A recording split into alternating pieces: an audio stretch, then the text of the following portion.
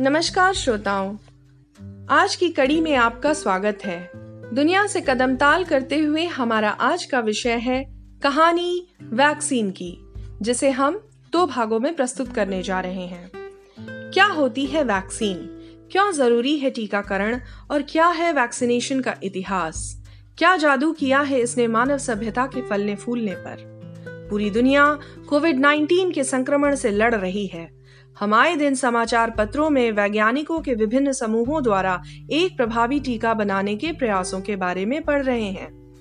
Vaccine या टीका जैविक पदार्थों से बना द्रव्य है जो शरीर के अंदर रोग प्रतिरोधक क्षमता को बढ़ाकर शरीर में उत्पन्न होने वाले सूक्ष्म जीवों को नष्ट करने का काम करती है। यदि वैक्सीन्स नहीं होते तो हम अपने जीवन का आधा हिस्सा जानलेवा बीमारियों से लड़ते हुए निकाल देते। वैक्सीन वाकई धन्यवाद के योग्य हैं, जिनके कारण हमने कई संक्रामक भयानक बीमारियों को धरती से जड़ समूल नाश कर दिया। वैक्सीन वह कवच है जो देश की जनसंख्या को स्वस्थ और कार्यशील रखने में मुख्य भूमिका अदा करता है, जिससे जीवन स्तर अच्छा होता है, देश की आर्थिक स्थिति सुधरती है और अमूल्य मानव संसाधन लंबे समय तक योगदान दे पाता है। आइए जाने वैक्सीन शब्द का इतिहास। सन 1796 में ये वो दौर था जब भारत में ईस्ट इंडिया कंपनी का शासन अपनी जड़ें जमा चुका था। वॉरेन हेस्टिंग्स और लॉर्ड कॉर्नवालिस के बाद जॉन शोर को भारत में गवर्नर जनरल बनाया गया था।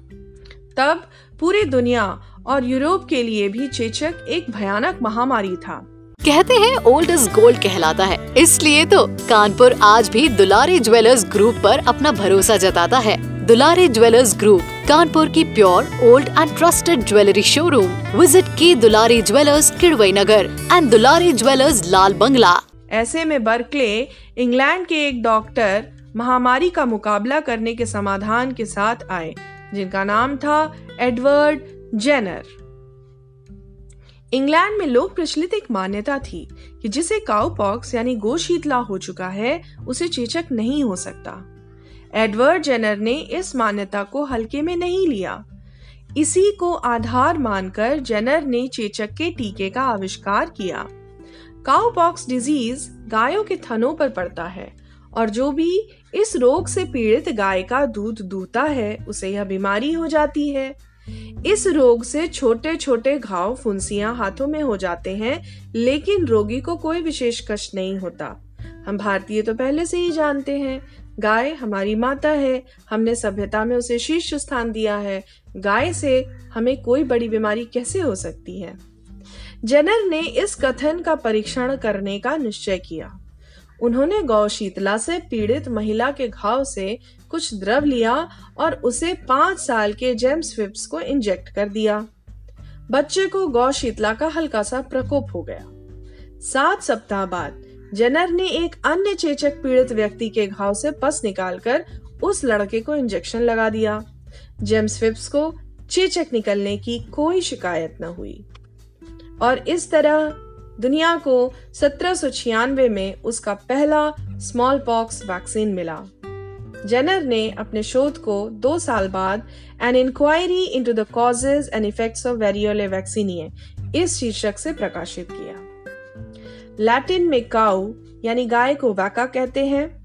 लैटिन शब्द वैकासिनस का अर्थ होता है ऑफ और relating to the cause. Vaccine और वैक्सीनेशन दोनों ही शब्दों का उपयोग काउपॉक्स वायरस से लिया गया, जिसे वैक्सीनिया वायरस भी कहा जाता है। वैक्सीनेशन शब्द का प्रयोग सबसे पहले एडवर्ड जेनर ने ही किया था। वैक्सीन काम कैसे करते हैं, आइए जानिए। हमारी इम्यून सिस्टम को भेद कर जब कोई पैरासाइटिक जीवाणु विषाणु शरीर में प्रवेश करते हैं, तब वे होस्ट बॉडी में टॉक्सिन उत्पन्न करके बीमारी को जन्म देते हैं। इसके परिणाम स्वरूप शरीर की कोशिकाएं यानी बॉडी सेल्स कीटाणुओं की आक्रामक प्रगति के विरोध में स्वाभाविक प्रतिक्रिया द्वारा एंटीटॉक्सिन एंटीबॉडी उत्पन्न करते हैं। ये एंटीबॉडीज हमारे शरीर में बीमारी उत्पन्न करने वाले जीवाणु के ऊपर अपना घातक प्रभाव डालकर उन्हें खत्म कर देते हैं और हम स्वस्थ रहते हैं। सोचिए, अगर हमारे शरीर में रोग से लड़ने वाले एंटीबॉडीज पहले से मौजूद हो तो बाहरी संक्रामक जीवाणुओं से बचना कितना आसान हो जाता है। कुल मिलाकर वैक्सीन का काम शरीर में इम्यून सिस्टम को डेवलप करना है। साल 1894 में जब भारत में लाला लाजपत राय ने पंजाब नेशनल बैंक का गठन किया, ये वो दौर था जब पहली बार अमेरिका में पोलियो महामारी का प्रकोप आया। पोलियो विषाणु का संक्रामक रूप पहली बार 1894 में देखा गया। इसके 56 साल बाद 1950 में डॉक्टर जॉना सॉक ने निष्क्रिय पोलियो विषाणु से वैक्सीन बनाया, जिसे आज सॉक्स वैक्सीन के नाम से जाना जाता है। कहा जाता है इस वैक्सीन के बनने के बाद जॉन सॉक रातों रात हीरो बन गए। वैक्सीन बनने के लगभग 5 साल बाद प्रयोग में लाया गया, यानी 1950 में वैक्सीन बनी और 55 में दवा प्रयोग में आई। ओरल पोलियो जो भारत में प्रचलित है, इसका आविष्कार डॉक्टर अल्बर्ट सेबिन ने किया था, जिसको 1961 से उपयोग में लाया गया। 1919 के दौर में जब भारत में ब्रिटिश शासन का अत्याचार अपने चरम पर था, उसी समय वैज्ञानिक रूप से फल फूल रहे आजाद देश अमेरिका में मॉरिस हिलमैन नाम के व्यक्ति का जन्म हुआ, जो आगे जाकर महान अमेरिकी माइक्रोबायोलॉजिस्ट बना। मॉरिस हिलमैन ने वैक्सीनोलॉजी में स्पेशलाइजेशन हासिल की और 40 से ऊपर टीकों का आविष्कार किया, जिनमें प्रमुख है measles, mumps, hepatitis A, hepatitis B, chicken pox, meningitis.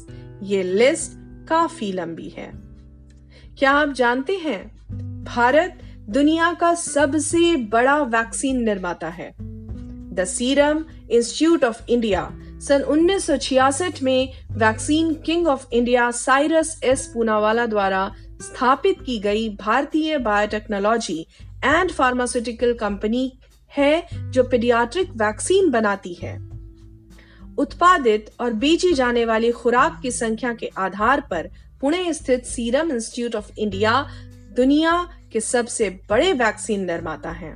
कहते हैं ओल्ड इज गोल्ड कहलाता है, इसलिए तो कानपुर आज भी दुलारी ज्वेलर्स ग्रुप पर अपना भरोसा जताता है। दुलारी ज्वेलर्स ग्रुप, कानपुर की pure old and trusted jewellery showroom. Visit की Dulari jewellers Kidwai Nagar and Dulari jewellers Lal Bangla. 1.5 billion doses प्रति वर्ष, माय गॉड, जिसमें से 80% एक्सपोर्ट किया जाता है। एंटी वैक्सीनेशन को समझते हैं। एंटी वैक्सीनेशन वो मूवमेंट होती है जिसमें लोगों ने अक्सर जानवरों से जुड़े पदार्थों का प्रयोग और धार्मिक कट्टरवाद, ऑटिज्म होने जैसे कई कारण दिए और एंटी वैक्सीनेशन मूवमेंट चलाए, जिससे कि वैक्सीनेशन प्रयोग करने के दर में गिरावट भी आई। हालांकि ये सारे तथ्य निराधार है और वैक्सीनेशन ना कराना एक बड़ी जनसंख्या को खतरे में डाल सकता है। वैक्सीन न केवल बीमारी कंट्रोल करने में मदद करता है, बल्कि लोगों में वायरस का संक्रमण अभी जहां नहीं हुआ है, उनमें भी इम्यूनिटी का विकास कर बीमारी को फैलने से रोकने का काम करता है। एडवर्ड जेनर ने हमेशा निःशुल्क वैक्सीन वितरण व्यवस्था का पक्ष लिया, जिससे वैक्सीन हर किसी को उपलब्ध हो सके और यह न देखा जाए कि वे कौन हैं और कहां से आ रहे हैं। कहानी वैक्सीन की श्रृंखला में अगले सप्ताह हम सुनेंगे वैक्सीन एक्ट, WHO की सहभागिता, भारत और वैक्सीनेशन। साथ ही चर्चा होगी कि क्या कुछ चल रहा है भारत और विश्व भर में कोरोना वैक्सीनेशन के इंतजाम की दिशा में। तब तक के लिए नमस्कार।